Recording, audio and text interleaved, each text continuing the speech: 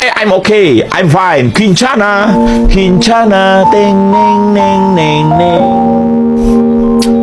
Ku menahan rasa sakit, rasa sakit. Few moments later.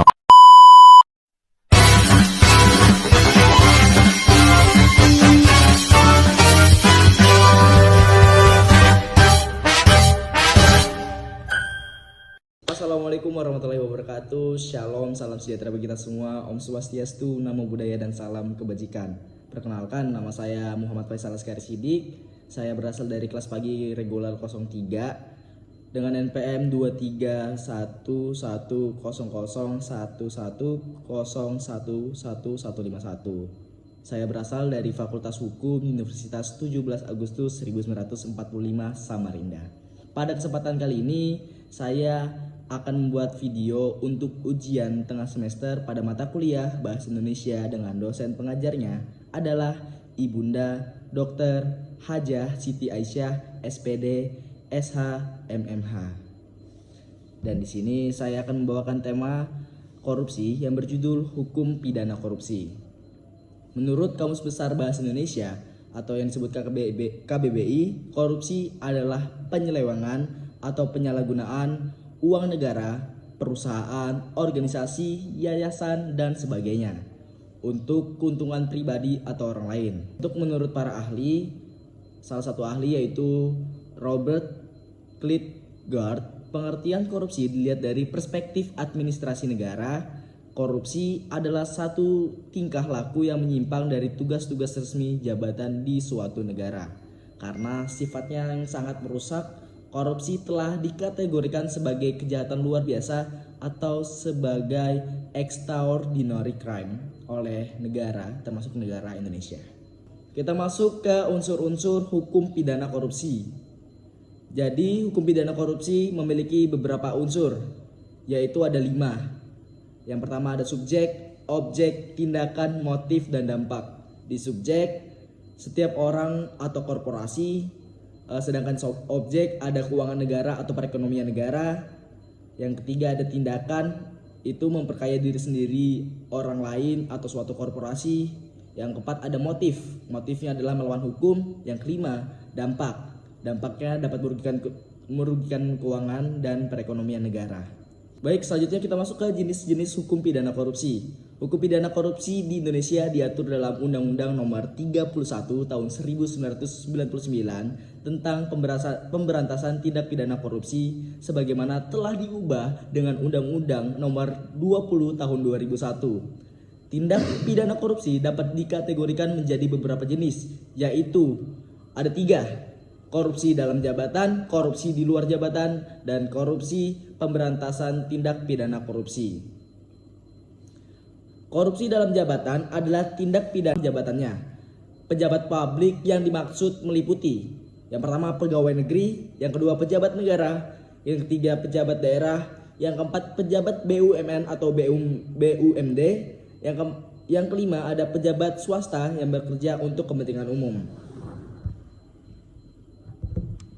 Korupsi di luar jabatan adalah tindak pidana korupsi yang dilakukan oleh seseorang yang bukan pejabat publik. Korupsi di luar jabatan adalah tindak pidana korupsi yang dilakukan oleh seseorang yang bukan pejabat publik. Lalu kemudian korupsi pemberantasan tindak pidana korupsi adalah tindak pidana korupsi yang dilakukan oleh orang yang terlibat dalam pemberantasan tindak pidana korupsi. Lalu kita masuk ke sanksi hukum pidana korupsi. Di sanksi hukum pidana korupsi dapat berupa pidana penjara, denda, atau kombinasi keduanya. Pidana penjara untuk tindak pidana korupsi dapat berupa pidana penjara seumur hidup, pidana penjara paling singkat 4 tahun dan paling lama 20 tahun, atau pidana penjara paling singkat 2 tahun dan paling lama 12 tahun.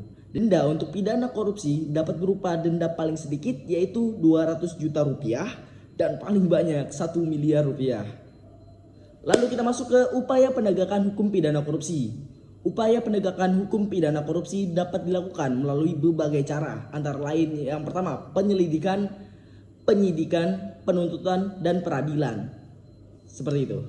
Baik, kesimpulan yang dapat saya sampaikan di hukum pidana korupsi tersebut, Lalu kita masuk ke upaya apa yang harus kita lakukan sebagai mahasiswa untuk tindak pidana korupsi ini adalah dengan menanamkan nilai-nilai anti korupsi. Kita sebagai mahasiswa harus menanamkan nilai-nilai anti korupsi karena kita mempunyai jiwa yang namanya agent of change atau sifat agent of change tersebut. Jadi jikalau kita sebagai mahasiswa terhindar yang namanya tindak pidana korupsi, di masa depan saat kita menjabat entah menjadi DPR atau lembaga-lembaga yang berwenang lainnya, kita dapat menjalankan amanah itu dengan sebaik mungkin. Oke, kesimpulan yang dapat saya sampaikan pada penjelasan saya pada video kali ini adalah hukum pidana korupsi merupakan instrumen penting dalam upaya pemberantasan korupsi. Oleh karena itu, diperlukan upaya penegakan hukum pidana korupsi yang tegas dan berkeadilan untuk mencegah dan memberantas korupsi. Oke, itu saja yang bisa saya sampaikan. Kurang lebihnya mohon maaf. Saya Muhammad Faisal Sekari Sidik. Wabillahi taufiq wal hidayah. Wassalamualaikum warahmatullahi wabarakatuh dan sampai jumpa.